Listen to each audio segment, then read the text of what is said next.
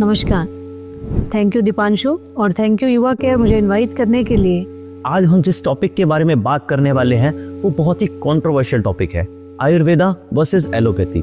मुझे खुद बहुत अच्छा लग रहा है कि हम इस टॉपिक पे बात कर रहे हैं। बहुत से मिथ्स हैं पब्लिक में कि एलोपैथी है, आयुर्वेदिक। आपको क्या लगता है आयुर्वेद और एलोपैथी में क्या डिफरेंसेस हैं ऐसे? Very good question Deepanshu. Ayurveda तो जीवन शैली है, उसका कोई कंपैरिजन ही नहीं है। एलोपैथी एक अच्छा चिकित्सा तंत्र है, उसको यूज कीजिए जब इमरजेंसी है या जिसको भी पसंद है। बट आयुर्वेद तो जीवन शैली है, वो तो सबको वैसे भी यूज करनी है। एलोपैथिक में मेडिसिन को देते हैं, मेडिसिन डिजीज ठीक करने के लिए, तो फॉर द टाइम बिंग बीमारी ठीक हो जाती है। बट अगर लॉन्ग रन में देखें तो कई बीमारियां हैं जो रेकरेंस होती है उनकी एलोपैथिक मेडिसिन से। बट आयुर्वेद में पंचकर्मा भी है, हम आंतरिक। मैम जैसे जैसे हम देख रहे हैं आईबीएस की समस्या जो है बढ़ती ही जा रही है। लोग क्या करते हैं, एलोपैथिक मेडिसिन तो ले लेते हैं बट उससे एक टेम्परेरी रिलीफ आ जाता है कि थोड़े टाइम के लिए ठीक हो गया, फिर थोड़े टाइम तक नहीं है। बट आप ऐसे कुछ नुस्खे बताइए कि एक तो प्रिवेंशन हो जाए। जैसे आयुर्वेद में तो पहले यही गया है कि डिजीज को होने ही मत दो। दूसरा, अगर डिजीज हो गई है तो हम उसे कैसे बचाएं। तो आईबीएस के बारे में या फिर जो डाइजेशन से रिलेटेड प्रॉब्लम है मैम, उसके बारे में प्लीज आप थोड़ा बताएं। आपको क्या लगता है कि आम बात में क्या हम आयुर्वेदिक ऐसी ट्रीटमेंट दें घर पे कि घर पे ही बंदा अपनी जो ट्रीटमेंट है उसे फॉलो कर सके? तो अपने आप ट्रीटमेंट हालांकि डिफिकल्ट है, फिर भी तुमने पूछा है दीपांशु तो मैं बताती हूँ कुछ किचन की चीजें। अगर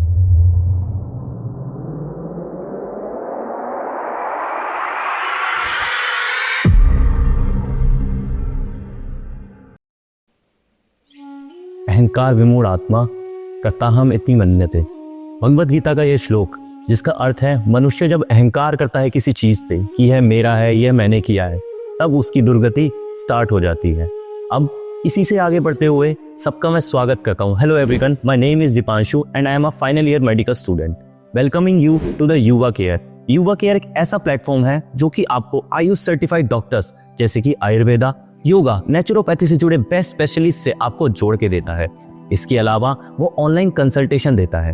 आज हम जिस टॉपिक के बारे में बात करने वाले हैं वो बहुत ही कंट्रोवर्शियल टॉपिक है, आयुर्वेदा वर्सेस एलोपैथी। मेरा या फिर हम लोगों का मानना ऐसा है कि कोई भी पैथी ज्यादा इंपॉर्टेंट या ज्यादा बेहतर नहीं होती। ये सिर्फ डिपेंड करता है कि कौन सी सिचुएशन में या कौन से डिजीज में हम उस पैथी का यूज कर रहे हैं। आज जिस टॉपिक के बारे में हम डिस्कस करने वाले हैं वो अभी आपको पता लग ही चुका है, बट इसके बारे में जो ज्यादा अच्छे से बता सकती हैं वो है डॉक्टर रीना अरोड़ा। इन्हें वैसे तो किसी परिचय की जरूरत नहीं है। 28 साल से ज्यादा का आयुर्वेदा फील्ड में एक्सपीरियंस, जो कि आयुष डे केयर सेंटर चला रही है जिसमें पंचकर्मा फैसिलिटीज है, ऑल इंडिया और डीडी नेशनल पे रेगुलर स्पीकर है। इसके अलावा आयुष द्वारा काफी ज्यादा अवार्ड से सम्मानित भी हैं। आइए मिलते हैं मैम से। नमस्कार। थैंक यू दीपांशु और थैंक यू युवा केयर मुझे इनवाइट करने के लिए। मुझे खुद बहुत अच्छा लग रहा है कि हम इस टॉपिक पे बात कर रहे हैं। बहुत से मिथ्स हैं पब्लिक में कि एलोपैथी है, आयुर्वेदिक है। हमें एक हेल्दी विश्व का निर्माण करना है, उसमें आयुर्वेद हो, होम्योपैथी हो, एलोपैथी हो, सब अपना अपना सामूहिक योगदान दें तो मुझे लगता है एक हेल्दी विश्व का निर्माण हम कर सकेंगे युवा केयर की हेल्प से। Thank you ma'am. मैम मैं आपसे सबसे पहला सवाल यही पूछना चाहूंगा कि आपको क्या लगता है आयुर्वेद और एलोपैथी में क्या डिफरेंसेस हैं ऐसे? Very good question Deepanshu. Ayurveda आयु का वेद है। आपको कैसे जीना चाहिए, क्या खाना चाहिए, आपको सोसाइटी में कैसे बिहेव करना चाहिए, आपकी दिनचर्या क्या होनी चाहिए, ऋतुचर्या क्या होनी चाहिए, आपका सीजन चेंज हुआ है तो आपकी डाइट में क्या चेंजेस होने चाहिए, आपकी अगर एज चेंज हो रही है, यूथ में आपको क्या करना चाहिए, अगर मेनोपॉज है या ओल्ड एज आ रही है तो आपको क्या, ऑस्टियोआर्थराइटिस जैसे चेंजेस अगर बॉडी में होते हैं तो आपको क्या लाइफस्टाइल और डाइटरी चेंजेस करने चाहिए। तो आयुर्वेद तो आयु का वेद है। अगर आप दीर्घायु चाहते हैं तो आयुर्वेद तो जीवन शैली है, उसका कोई कंपैरिजन ही नहीं है। एलोपैथी एक अच्छा चिकित्सा तंत्र है, उसको यूज कीजिए जब इमरजेंसी है या जिसको भी पसंद है। बट आयुर्वेद तो जीवन शैली है, वो तो सबको वैसे भी यूज करनी है क्योंकि जो आयुर्वेद में वर्णित है वो किसी और शास्त्र में वर्णित नहीं है। तो ये इसका कोई कंपैरिजन नहीं कर सकते हम। मैम आपको क्या लगता है कि जो आयुर्वेदिक ट्रीटमेंट है और एलोपैथिक ट्रीटमेंट है उसमें बेसिक डिफरेंस क्या है? आयुर्वेद में रूट काज तक जाते हैं हम, मतलब आपको बीमारी क्यों हुई उसका निदान आपको पता है दीपांशु, आप फाइनल ईयर के स्टूडेंट हो, आप लोग पढ़ते हो ये कि बीमारी का निदान क्या है। तो सबसे पहले निदान परिवर्जन। अगर आपने चिकित्सा करनी है तो जिस कारण से आपको बीमारी हुई है आपको वो कारण दूर करने हैं। और एलोपैथिक में किसी को क्रिटिसाइज नहीं कर रही, हर सिस्टम अपने आप में बहुत अच्छा है। एलोपैथिक में मेडिसिन को देते हैं, मेडिसिन डिजीज ठीक करने के लिए, तो फॉर द टाइम बिंग बीमारी ठीक हो जाती है। बट अगर लॉन्ग रन में देखें तो कई बीमारियां हैं जो रेकरेंस होती है उनकी एलोपैथिक मेडिसिन से। बट आयुर्वेद में पंचकर्मा भी है, हम आंतरिक शुद्धि भी करते हैं, हम डाइटरी चेंजेस भी करते हैं, पत्थे पत्थे बताते हैं, हम पूरा उसके रूट कॉज तक जाते हैं, उसके निदान दूर करवाते हैं और फिर चिकित्सा करते हैं। तो बहुत सारी चीजें हैं जो आयुर्वेद में और की जाती हैं एक्स्ट्रा, सिर्फ बीमारी की दवाई के अलावा। तो इसलिए सभी अपने आप समझदार हैं, चूज कर सकते हैं अपने अकॉर्डिंगली अपनी पैथी। Yes ma'am, of course. जी जैसे जैसे अब हमारी भी क्लिनिकल ड्यूटी लगना चालू हो गया, हम जी। ईयर में आ चुके हैं मैम, हमने देखा है कि जो आयुर्वेद में बहुत ज्यादा लोग आते हैं वो क्रॉनिक डिजीजेस के बहुत ज्यादा जी। आते हैं। जैसे कि अभी कल हमने केस देखा था रूमेटॉइड आर्थराइटिस, जिसे हम आम बात के नाम से भी जानते हैं। मैम आपको क्या लगता है कि आम बात में क्या हम आयुर्वेदिक ऐसी ट्रीटमेंट दें घर पे, कि घर पे ही बंदा अपनी जो ट्रीटमेंट है उसे फॉलो कर सके? आम बात में वैसे तो बहुत ज्यादा पेन होती है पेशेंट्स को, स्वेलिंग बहुत ज्यादा होती है, वीकनेस, फीवरिश फीलिंग होना, बार बार यूरिन आना, तो अपने आप ट्रीटमेंट हालांकि डिफिकल्ट है। फिर भी तुमने पूछा है दीपांशु, तो मैं बताती हूँ कुछ किचन की चीजें। अगर आप सौंठ का सेवन लगातार करें तो बहुत ज्यादा एक सिंगल ड्रग इफेक्टिव है ये आम बात के लिए। कैस्टर ऑयल अगर लें तो ये एक सिंगल ड्रग है जो आम बात के लिए बहुत अच्छी है और कारगर है। गिलोय ले सकते हैं आप लोग, और ठंडा और खट्टे का सेवन ना करें, एक्सरसाइज करें, दिन में ना सोएं, तो आप काफी हद तक इस डिजीज से अपने आप को बचा सकते हैं। और अगर फिर भी आपको आराम ना आए तो प्लीज किसी आयुर्वेदिक डॉक्टर को विजिट कीजिए ताकि जड़ से आपकी बीमारी दूर की जा सके। मैम जैसे कि अभी आपने गिलोय का नाम लिया, गिलोय जो है डाइजेशन प्रॉब्लम में भी बहुत ज्यादा हेल्पफुल है। और मैम जैसे जैसे हम देख रहे हैं आईबीएस की समस्या जो है बढ़ती ही जा रही है। लोग क्या करते हैं, एलोपैथिक मेडिसिन तो ले लेते हैं, बट उससे एक टेम्परेरी रिलीफ आ जाता है कि थोड़े टाइम के लिए ठीक हो गया, फिर थोड़े टाइम तक नहीं है। बट आप ऐसे कुछ नुस्खे बताइए कि एक तो प्रिवेंशन हो जाए, जैसे आयुर्वेद में तो पहले यही गया है कि डिजीज को होने ही मत दो। दूसरा, अगर डिजीज हो गई है तो हम उसे कैसे बचाएं। तो आईबीएस के बारे में या फिर जो डाइजेशन से रिलेटेड प्रॉब्लम है मैम, उसके बारे में प्लीज आप थोड़ा बताएं। आजकल जिस दौड़ में हम भाग रहे हैं, हर व्यक्ति इतना स्ट्रेस्ड है, उसके पास सब कुछ है, उसके बावजूद भी वो घर पे नहीं टिक रहा है, रेस्ट नहीं है, बिल्कुल भी दिमाग से रेस्ट नहीं है। एक दूसरे को स्ट्रेस देना बंद कर दीजिए, आईबीएस कम हो जाएगा, क्योंकि स्ट्रेस मेन कारण है डाइजेशन अपसेट होने का। अगर आपका दिमाग शांत नहीं है, आप खुश नहीं है, आयुर्वेद में एक स्वस्थ व्यक्ति की परिभाषा दीपांशु आपको पता है कि अगर आप स्वस्थ हैं तभी स्वस्थ हैं, अगर आप खुश हैं, और अगर आपके खाली लैब की रिपोर्ट्स ठीक आने से आप स्वस्थ नहीं माने जाते आयुर्वेद में, आपको भूख अच्छी लगती है, आपकी कंटेंटमेंट है आपके अंदर, तब आप एक स्वस्थ व्यक्ति हैं। तो ये चीजें आप देख लीजिए कितने पेशेंट्स में दिखती हैं। हमें कितने पेशेंट्स के, हम अपने आप को भी अगर एनालाइज करें तो हम काफी पीछे हैं इस चीज में। तो आईबीएस के लिए मेडिटेशन सबसे पहले जरूर कीजिए, कंटेंटमेंट में रहिए, खुश रहिए, खाली सोशल स्माइल के लिए नहीं, अपने आप के लिए अंदर से आपको खुश होना चाहिए। एक्चुअली खुश हो तो मैं उसको खुशी मानूंगी। और आयुर्वेद के जो काफी सारे डाइटरी प्रिंसिपल्स बताए गए हैं कि आप ताजा खाना खाइए, आप बासी खाना मत खाइए, पैक्ड फूड्स मत लीजिए, हैवी फूड थोड़ा सा कम लीजिए। अब आजकल क्या ट्रेंड है, बच्चे रात को 2-2 बजे स्विगी जोमेटो से ऑर्डर करते हैं और कभी वो पिज्जा खाते हैं, कभी दाल मखनी, कभी शाही पनीर। ये मतलब ये कॉमन चीजें हैं जो बच्चे बहुत ज्यादा खाते हैं, और आयुर्वेद में वर्णित है कि इनको रूटीन में यूज नहीं करना चाहिए। तो रूटीन में यूज करने वाली चीजें हम लोग जानना चाहेंगे, वो मैं बता दूं। मूंग साबुत दाल आप रोज खा सकते हैं, अनार ले सकते हैं, आप अदरक ले सकते हैं, क्योंकि ये डाइजेशन के लिए अच्छी चीजें हैं। तो इस तरह से अगर आप आयुर्वेदिक दिनचर्या, ऋतुचर्या और खान पान को भी फॉलो करेंगे तो आईबीएस अपने आप काफी हद तक ठीक हो जाएगा। उसमें धनिया, जीरा, अनारदाना और ड्राई जिंजर, इनका अपनी डाइट में सेवन कीजिए। खिचड़ी वगैरह का भी यूज कीजिए, हमेशा दाल मखनी और शाही पनीर नहीं। खा के देखिए, वो भी अच्छी लगेगी आपको, तो आपका स्वास्थ्य काफी हद तक मेंटेन रख सकते हैं आप। मैम अभी आपने आईबीएस का जो रूट कॉज बताया वो स्ट्रेस भी है। मैम जैसे मैं भी हूँ, अभी मैं फाइनल ईयर में, जब भी एग्जाम आते हैं हमारी एंजाइटी लेवल बहुत ज्यादा बढ़। हाँ, और बार बार टॉयलेट जाना पड़ता है। मैम बार बार हर चीज में दिक्कत आती है, टेंशन रहती है, कल पंचकर्मा का पेपर है, कल इसका पेपर है, या फिर कोई भी आईआईटी की प्रिपरेशन कर रहा है, कोई नीट की प्रिपरेशन कर रहा है, हर एक को एंजाइटी है। मैम उससे हम कैसे छुटकारा पा सकते हैं? जैसे मैंने तो योगा को अपनाया, थोड़ा बहुत प्राणायाम करके, थोड़ा बहुत योगा करके। मैम इसके अलावा आपका क्या ओपिनियन है इसके बारे में? जैसे मैंने अभी बताया, एक तो मेडिटेशन कर सकते हैं, एक प्रतिमर्श नस्य वर्णित है आयुर्वेद में, दोनों नॉस्ट्रल्स में 2-2 ड्रॉप्स ऑयल डालिए। This is very good for mental health, glow of face, memory and nervous system. तो ये आप दिनचर्या में शामिल कर सकते हैं। योग जैसे आप करते हैं वो कर सकते हैं। ब्राह्मी ले सकते हैं आप एग्जाम डेज में, थोड़ा दिमाग आपका शांत रहेगा। और गर्म दूध गाय का पीजिए, पैकेट वाला नहीं, फ्रेश मिल्क अगर पॉसिबल है तो वो ज़्यादा बेटर है। देसी घी का सेवन कीजिए, very good brain tonic. Pumpkin लीजिए।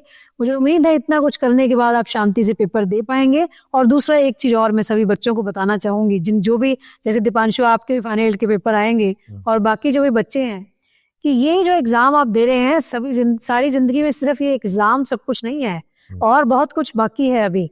तो आप शांति से जितनी तैयारी कर सकते हैं ईमानदारी से तैयारी करके पेपर दीजिए, बाकी ईश्वर पर छोड़ दीजिए, तो पेपर अच्छा होगा। Thank you ma'am.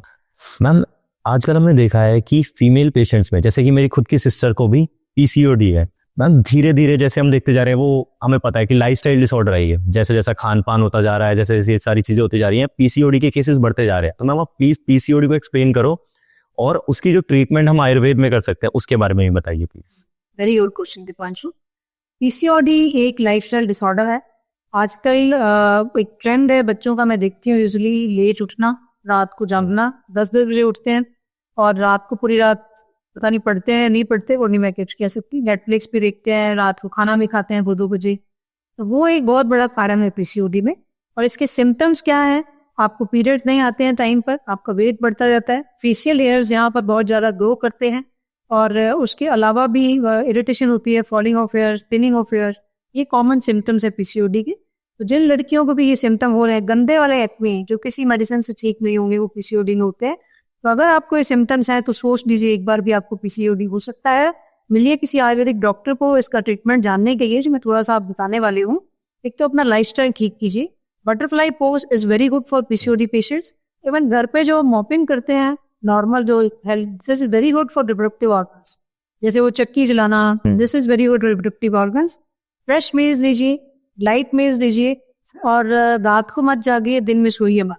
तो ये प्रोटीन अगर आप फॉलो करेंगे तो आपका काफ़ी हद तक इस प्रॉब्लम से बिना मेडिसिन के भी आप ठीक हो सकते हैं। लेकिन अगर फिर भी आपकी प्रॉब्लम ठीक नहीं हो रही है तो इसका मतलब आपको दिक्कत ज़्यादा है। आप किसी डॉक्टर को मिलिए। जैसे मेरे क्लिनिक में बहुत पीसीओडी के पेशेंट्स आते हैं, हम उनको बस्तियाँ देते हैं, मेडिसिनल ट्रीटमेंट देते हैं, डाइटरी चेंजेस करते हैं, तो ठीक हो जाता है। पीरियड्स भी आ जाते हैं, वेट भी कंट्रोल। आपको पता होगा कि जो मैम है वो भी पीसीओडी बहुत स्पेशलिस्ट है, तो आप युवा केयर पे आके हमारे से डायरेक्ट ऑनलाइन कंसल्टेशन ले सकते हैं मैम के थ्रू। मैम जैसे अभी आपने पीसीओडी में बात करी, जो एक्ने की प्रॉब्लम है या फिर जो स्किन प्रॉब्लम्स है, रेगुलरली हम ओपीडी में देखते हैं, गवर्नमेंट ओपीडी में स्पेशली, कि एक्साइमा के पेशेंट्स आ गए या फिर सोरियासिस के पेशेंट आ रहे हैं, स्किन डिजीज मतलब बढ़ती जा रही है, ऐसा क्यों हो रहा है मैम?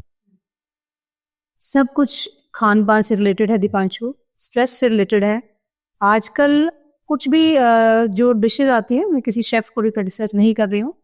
चिली पोटैटोज लोग बोलते हैं मैंने हेल्दी बना दी, शहद डाली है मैंने। अब शहद को तुम बताओ गर्म करते हैं? बिल्कुल नहीं करते। विष हो जाता है वो। Yes ma'am.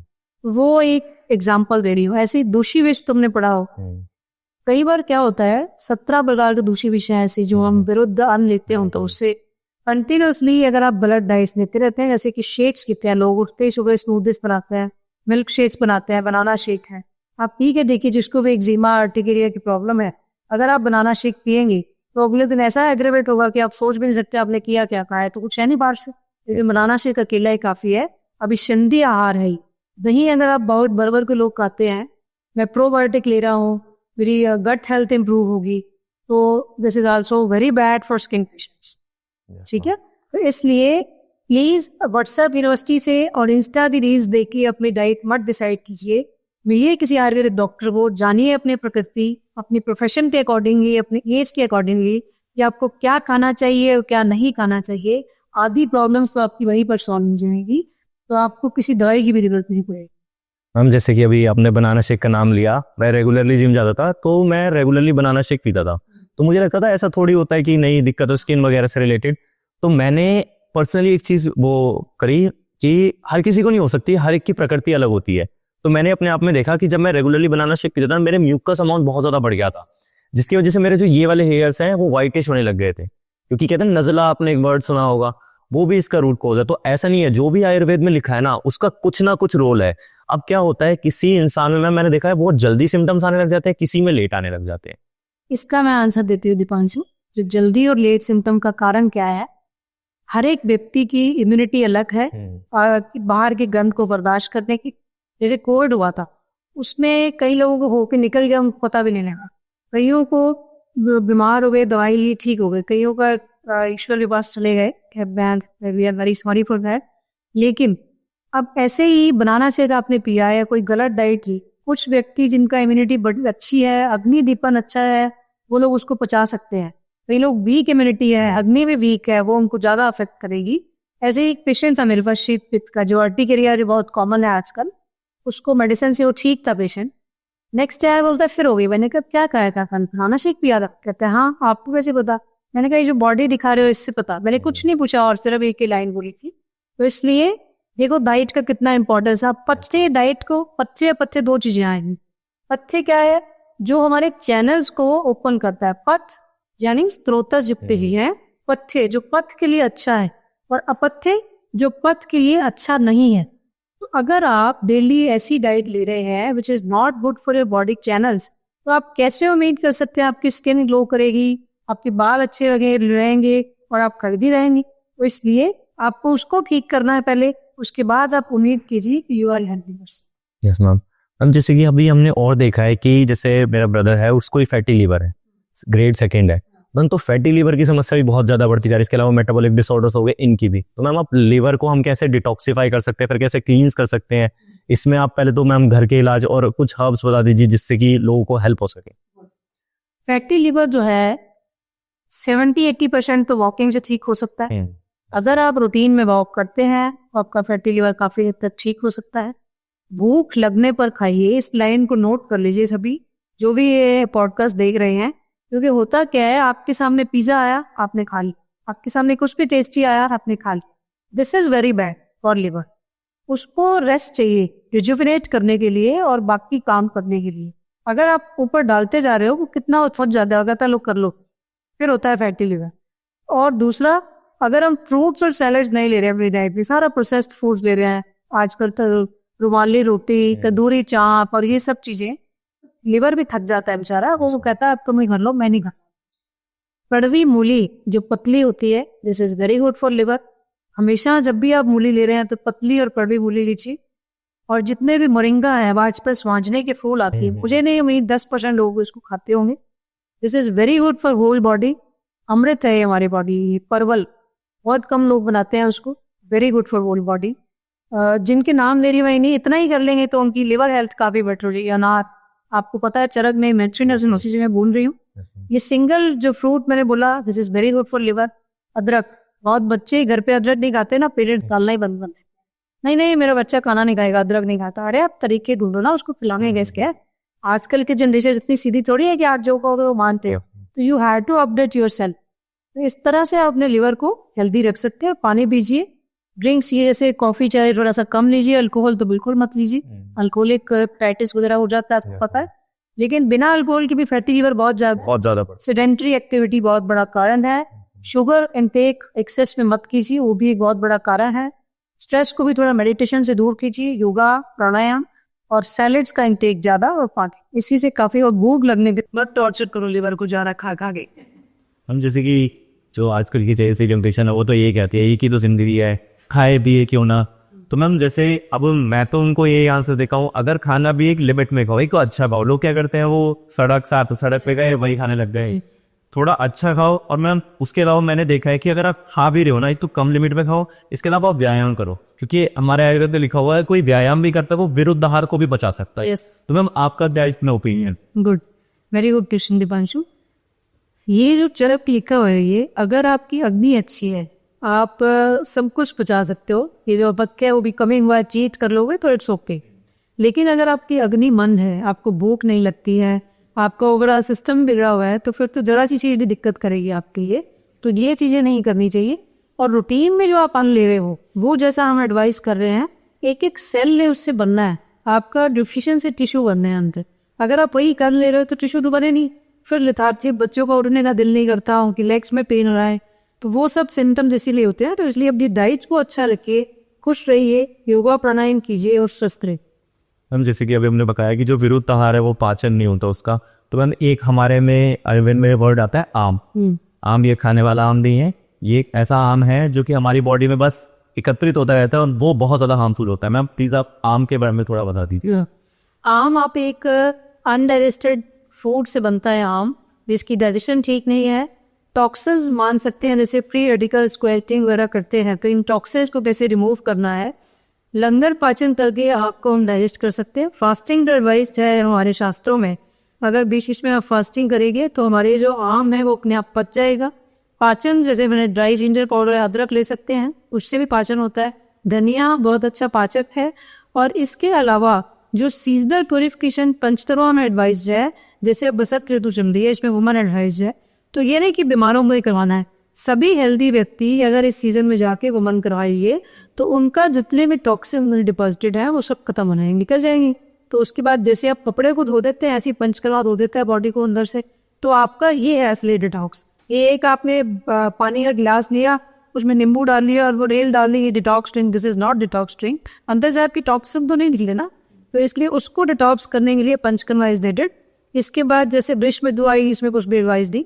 वर्षा ऋतु में बस्ती एडवाइज है, तो अगर आप स्वस्थ हैं उसके बावजूद भी अगर आप बस्तियां लेते हैं तो आपकी वायु कभी कुपित नहीं होगी। उसके बाद आएगी शरद ऋतु, उसमें पित्त कुपित होता है। अगर आपको कोई प्रॉब्लम नहीं है उसके बावजूद आप उसमें विरेचन करवाते हैं, आपको कभी स्किन प्रॉब्लम नहीं हो सकती, आपकी स्किन ग्लो करेगी और आपको गुस्सा नहीं आएगा, आप बीपी कंट्रोल हो रहे हैं। और उसके बाद आती है आपकी शिष्य ऋतु, तो इसमें भी आप अभियान करवा सकते हैं। जैसे हेमंत ऋतु और शिष्य में अभियान एडवाइज्ड है, तो आप आयुर्वेदिक क्लिनिक में जाइए, किसी में भी आप मसाज स्वेलन वगैरह करवाइए, आपकी सर्कुलेशन इम्प्रूव होगा, मसल टोन अप होंगी मसल्स और आपकी हेल्थ बेटर होगी।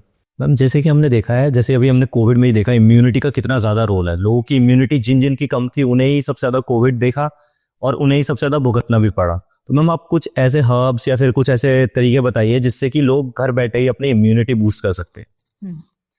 एक तो रेगुलर योगा प्राणायाम करें, गिलोय का सेवन कर सकते हैं, ये बहुत अच्छी है इम्यूनिटी बढ़ाने के लिए। भूख लगने पे खाएं ताकि आपको जो भी खाया है वो पचे आपको, ये बहुत इंपॉर्टेंट है। कई बार बहुत अच्छी डाइट ले रहे हो लेकिन आपको पच नहीं रहा तो उसका कोई फायदा नहीं है। दूध का सेवन नित्य करें लेकिन पैकेट वाला नहीं, देसी घी खाइए, फ्रेश मील्स लीजिए, पैक्ड फूड्स नहीं लीजिए, तो इससे काफ़ी हद तक इम्यूनिटी आपकी बेटर हो जाती है। बीच बीच में दालचीनी का सेवन कर सकते हैं, उसका खाली काढ़ा बना के पी सकते हैं, चाय में डाल सकते हैं। छोटी इलायची का सेवन कर सकते हैं, जो हमारे गरम मसाले हैं फुल ऑफ एंटीऑक्सीडेंट्स, उनको आप यूज़ कर सकते हैं। तो इसी हल्दी वाला दूध बीच बीच में लीजिए, हमेशा मत लीजिए। और अनमैरिड गर्ल्स को रूटीन में मत पिलाइए, कंसेप्शन में प्रॉब्लम होती है इससे। एलोवेरा कभी कभी ले सकते हैं, रूटीन में नहीं। पीरियड्स में नहीं लेनी है एलोवेरा क्योंकि ब्लीडिंग बहुत ज़्यादा होगी। प्रेग्नेंट लेडीज को एलोवेरा नहीं लेनी है। कई लोग ऐसे ही रील्स देख के पीना शुरू कर देते हैं, तो ये हार्मफुल भी हो सकती है। तो इस तरह से आप जानकर इनकी आंवला ले सकते हैं, which is full of nutrients और रसायन है वो आयुर्वेद के अकॉर्डिंगली, तो ये ले सकते हैं आप अपनी डाइट। मैम जैसे कि अभी आपने बताया कि ये सारी चीज़ें घर पे, मैम हमने जब चरक चिकित्सा स्थान पढ़ते हैं उसका फर्स्ट चैप्टर है रसायन। हाँ। तो मैम आपका क्या मानना है रसायन के बारे में, और आप कौन से लोगों को बताना चाहोगे कि वो रेगुलरली उन रसायन का यूज कर सकते हैं? रसायन जैसे से आपकी एजिंग होती है ना, जैसे आपकी बोन्स की रिजनरेशन होती है, मेनोपॉज में ऑस्टियोपोरोटिक चेंजेस होते हैं, तब आपको जरूर कोई ना कोई कैल्शियम, विटामिन डी, शलक्की एक है प्लांट हमारे आयुर्वेद में, वो आप ले सकते हैं। जितने भी आयुर्वेदिक कैल्शियम है, स्टोन बनने की टेंडेंसी उनकी कम होती है, प्लांट बेस्ड कैल्शियम है वो। डाइट में चौलाई ऐड कर सकते हैं which is full of iron and calcium. Ragi का आटा ले सकते हैं which is full of natural calcium.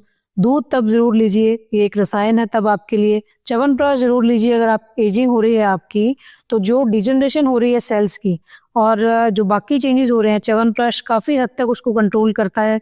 स्वर्ण भस्म एक बहुत अच्छा रसायन है, उसको आप सेवन कर सकते हैं। इतने रसायन मेरे ख्याल रूटीन में लेने के लिए काफ़ी हैं।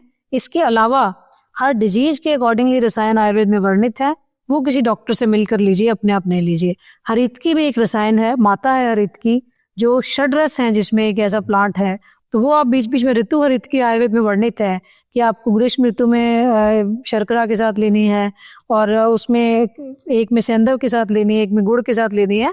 तो वो पूरे 6 सीजन जो आते हैं उसमें आप हरितकी थोड़ा थोड़ा सेवन कर सकते हैं। त्रिफला सेवन कर सकते हैं बीच बीच में, this is very good for eyes और ओवरऑल भी हमारी हेल्थ के लिए लेखन गर्म भी करता है, प्रमेय के लिए बहुत अच्छा है और ओवरऑल हेल्थ को भी बेटर करता है, तो ये ले सकते हैं आप। मैम जैसे अभी हमने रसायन के बारे में पढ़ा, हमने सेकंड चैप्टर वाजीकरण है, तो मैम जैसे हमने देखा आजकल सेक्सुअल डिसऑर्डर्स बहुत ज़्यादा बढ़ते जा रहे हैं, चाहे वो मेल हो चाहे वो फीमेल हो। फीमेल में अभी हमने बात करी थी पीसीओडी के बारे में, उसकी वजह से लोगों को मेनोपॉज अर्ली एज में भी हो जाता है और वो कंसीव भी नहीं कर पाती और मेल में भी ये दिक्कत आती है। तो आयुर्वेद में हम उसे कैसे यूज कर सकते हैं या फिर उन चीजों को कैसे ट्रीट कर सकते हैं? वाजीकरण जो है, वाजीकरण ऐसा एक हमारे शास्त्र में लिखा हुआ वो है अध्याय जिसमें आप सेक्सुअल टॉनिक्स मेंशन्ड है या आपकी सेक्सुअल हेल्थ बेटर हो। और इसको पॉजिटिव सेंस में अगर मैं बात करूं तो एक अच्छे बच्चे के लिए भी वाजीकरण द्रव्य हम देते हैं कि आपका अगर स्पर्म काउंट लो है, स्पर्म की क्वालिटी अच्छी नहीं है, तब वाजीकरण द्रव्य उसको इम्प्रूव करने में हेल्प करते हैं, एक अच्छा ओवम बनने में हेल्प करते हैं। तो इस तरह से वाजीकरण को हम देखते हैं। जरूरी नहीं कि आप इसको सेक्स टॉनिक की फॉर्म में लीजिए, क्योंकि आपको दूसरा एंगल भी इसका बताना चाहिए पेशेंट को कि अगर आपका शुक्र शरण ज्यादा होगा तो आपका वीकनेस आएगी। आपको आयुर्वेद के अकॉर्डिंगली आहार, निद्रा, ब्रह्मचर्य 3 हमारे स्तंभ हैं। तो अगर ब्रह्मचर्य को सेवन करें नॉर्मल रूटीन में तो आपके लिए वो ज्यादा बेटर है। और फिर भी अगर आपको सेक्सुअल वीकनेस है ताकि आपकी मैरिड लाइफ खराब ना हो, और शुगर पेशेंट्स को क्योंकि इरेक्टाइल डिसफंक्शन या सेक्सुअल वीकनेस ज़्यादा होती है या जिनका स्पर्म काउंट लो है, कंसेप्शन में प्रॉब्लम आती है, तो उनके लिए हम इसको मेडिसिन के रूप में यूज़ कर सकते हैं। बट अदरवाइज जनरल पब्लिक को रूटीन में मैं एडवाइस करने के लिए मना करूंगी, क्योंकि अगर शुक्र शरण ज़्यादा होगा तो दूसरी तरह से आपको वीकनेस आएगी। Yes ma'am. अभी हमने सेक्सुअल डिसऑर्डर्स के बारे में पढ़ा। आजकल हमने देखा विटामिन डी की समस्या भी बहुत ज्यादा बढ़ती जा रही है। जैसे मेरे अंदर भी आई थी विटामिन डी की, तो शुरू में तो हम सैशे ले लेते हैं, वो भी काफी हद तक हेल्प करते हैं। शॉर्ट्स, विटामिन डी के शॉर्ट्स आते हैं, सैशे आते हैं, काफी हद तक हेल्प करते हैं, बट वो परमानेंट नहीं होते। वो काफी मतलब जब तक आप लेते रहोगे जब तक इंप्रूवमेंट आती है। फिर जब मैंने आयुर्वेदिक मेडिसिन से थोड़ा सा स्टार्ट करा तब मेरे को ज्यादा टाइम तक रिलीफ रहा था। तो मैंने एक दूसरे से पल्त्रिकादि कषाय हो गया और अस्थि श्रृंखला वगैरह हो गया, उससे काफी ज्यादा, क्योंकि जो विटामिन डी का मेटाबॉलिज्म होता है वो हमारे लीवर से होकर गुजरता है, इसके अलावा किडनी से भी होकर गुजरता है। तो उसका हेल्दी रहना, उसकी अब्जॉर्प्शन के लिए, उसके मेटाबॉलिज्म के लिए बहुत ज्यादा इंपॉर्टेंट है। तो मैम, आप विटामिन डी की समस्या को कैसे देखते हैं और क्या उसमें हम आयुर्वेद में अपना सकते हैं? सबसे पहले तो दीपांशु, मैं सबको ये कहना चाहूंगी कि विटामिन डी सबका यूजुअली लो आता है। तो आप रिपोर्ट्स देख के अपने आप बहुत ज्यादा विटामिन डी लेना ना शुरू करें। हाइपर वाइटामिनोसिस भी एक प्रॉब्लम होती है। लोग अपने आप कभी विटामिन ए ले रहे हैं, कभी रिवाइटल ले रहे हैं, लेकिन विटामिन डी की समस्या एक जनरल समस्या है। लोग धूप का बिल्कुल सेवन नहीं करते, ये आपका फ्री का विटामिन डी है। आप किसी भी तरह जितने लेग्स को अनकवर करके, बाजुओं को अनकवर करके, सनलाइट जितनी भी आपको अगर ऑफ है उस दिन आप लीजिए। और दूसरा, देसी घी का सेवन जरूर कीजिए। फैट सॉल्युबल विटामिन है, अगर आप देसी घी बिल्कुल नहीं खाते तब भी आपको प्रॉब्लम आती है। और जितने भी मशरूम है which is good for vitamin D, वो आप ले सकते हैं। और दूध भी अच्छा है उसके लिए। तो इसलिए ये प्रोडक्ट्स का सेवन कीजिए, व्यायाम कीजिए, सनलाइट जरूर लीजिए और बीच बीच में विटामिन डी का सेवन कर लीजिए। तो इतने से आपके लिए काफ़ी है। रिपोर्ट्स को देख के परेशान मत होइए। 90% लोगों का विटामिन डी लो ही आया है दिल्ली में। मैम, अभी हमने आयुर्वेदा के बारे में पढ़ा, थोड़ा बहुत एलोपैथी के बारे में जाना। मैम, इन दोनों को कंबाइन करके एक नॉर्मल इंसान कैसे अपने रेगुलर लाइफ को जी सकता है, और मतलब इन दोनों का कैसे कैसे हम साथ में उपयोग कर सकते हैं? अगर कोई व्यक्ति स्वस्थ है तो उसको एलोपैथी की तो जरूरत नहीं है, क्योंकि वो चिकित्सा शास्त्र है सिर्फ। आयुर्वेद जीवन की शैली है, आयु का वेद है। तो सिर्फ इसी को फॉलो करके आप बहुत अच्छे से स्वस्थ रह सकते हैं। हाँ, अगर आपको कोई भयानक प्रॉब्लम है, जैसे कैंसर है या कोई एक्सीडेंट हो गया, तब आप एलोपैथिक ट्रीटमेंट के साथ साथ आयुर्वेदिक लीजिए, क्योंकि कैंसर पेशेंट्स को भी वीकनेस बहुत होती है, जिसमें साथ साथ आयुर्वेदिक ड्रग्स अब चलती हैं। अश्वगंधा बहुत अच्छा है उसके लिए। मुंह में छाले हो जाते हैं बहुत ज़्यादा कीमोथेरेपी से, खाना खाना भी मुश्किल हो जाता है। जात्यादि तेल का गंडूश अगर आप उस टाइम करवाते हैं तो this is very helpful good for cancer patients. आपकी इम्यूनिटी लो हो जाती है, आपके हेयर सारे गिर जाते हैं, तब आयुर्वेद हेल्प करता है। तो इस तरह से ऐसी क्रॉनिक प्रॉब्लम्स में जिनमें एलोपैथी और आयुर्वेद साथ चले तो पेशेंट के लिए बहुत अच्छा होगा। तो मैं इस प्लेटफॉर्म से, युवा केयर के प्लेटफॉर्म से, सभी एलोपैथिक डॉक्टर्स को भी रिक्वेस्ट करूंगी कि मिलकर चलते हैं एक स्वस्थ विश्व का निर्माण करने के लिए। Thank you so much ma'am. तो अभी हमने जाना आयुर्वेद और एलोपैथी के बारे में। तो हमारा मानना यही है, दोनों पैथी का अपना अलग अलग इंपॉर्टेंस है। आयुर्वेदा जो है जीवन की शैली है, उसे हमें अपनी डेली लाइफ में अपनाना चाहिए। और एलोपैथी जब बहुत ज्यादा इमरजेंसी कंडीशन है या फिर कुछ ऐसी सिचुएशन है जैसे कि कैंसर, वो भी, उसका भी उतना ही ज्यादा इंपॉर्टेंट रोल है। इसलिए आज के सेशन में बस इतना ही। ऐसे ही और ज्यादा जानने के लिए हमें फॉलो करें और युवा केयर ऐप आज ही डाउनलोड करें, ताकि आप बेस्ट से बेस्ट डॉक्टर से ऑनलाइन कंसल्टेशन ले सकें। Thank you so much ma'am. Thank you Deepanshu, और थैंक यू युवा केयर मुझे इनवाइट करने के लिए। आज मैं सबको इस प्लेटफॉर्म से ये कहना चाहूँगी कि बहुत कुछ है आयुर्वेद के पास, बहुत कुछ एलोपैथी के पास, मिलकर चलते हैं एक स्वस्थ विश्व का निर्माण करने के लिए। मैं कुछ एग्जाम्पल के साथ अपनी बात का अंत करूंगी कि आइज की प्रॉब्लम है तो अक्षि तर्पण करवा सकते हैं आयुर्वेद में। अगर आपको ऑस्टियोआर्थराइटिस है तो जानु बस्ती करवा सकते हैं आयुर्वेद में। अगर आपको और ऐसी प्रॉब्लम्स हैं तो बहुत कुछ है आयुर्वेद में जिससे आप स्वस्थ रह सकते हैं। तो आप कीजिए जितना ट्रीटमेंट कर सकते हैं, बट अगर आपके पास कुछ भी नहीं है तो प्लीज़ आयुर्वेदिक डॉक्टर्स को कंसल्ट कीजिए। और आयुर्वेदिक डॉक्टर्स भी, अगर आपके पास कुछ नहीं है तो भेजिए पेशेंट्स को एलोपैथिक डॉक्टर्स के पास। इस तरह से मिलजुल कर चलकर ही हम एक स्वस्थ विश्व का निर्माण कर सकते हैं और एक अच्छा ट्रीटमेंट हम पेशेंट्स को दे सकते हैं। धन्यवाद।